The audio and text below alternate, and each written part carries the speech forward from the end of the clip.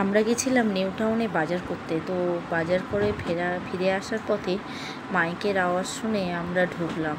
ঢুকে দেখি বিশাল বড় গণেশ পুজোর মেলা চলছে। তো এটা এক্স্যাক্টলি জায়গাটা হচ্ছে জগৎপুর।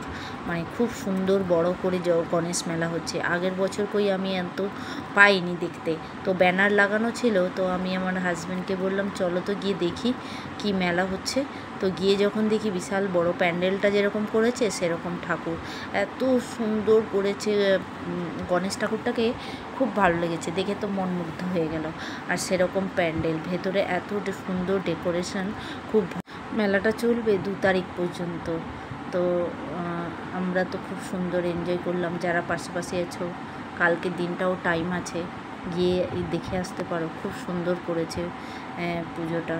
ওদের আবার ভোগও হচ্ছে, খিচুড়ি ব্যবস্থাও রেখেছে রাত্রিবেলা। আর অনেক বড় বড় প্রোগ্রামও হচ্ছে, খুব ভালো। ওদের পাশাপাশি দেখলাম বিশালই জনবহুল এরিয়া, খুব ক্রাউডেডও ছিল। রাস্তাটা একটু সরু, আর এমনি সব কিছু ভালো। খুব সুন্দর করেছে গণপতি বাপ্পা, মানে এত সুন্দর ঠাকুরটাকে লাগছিল কি বলবো।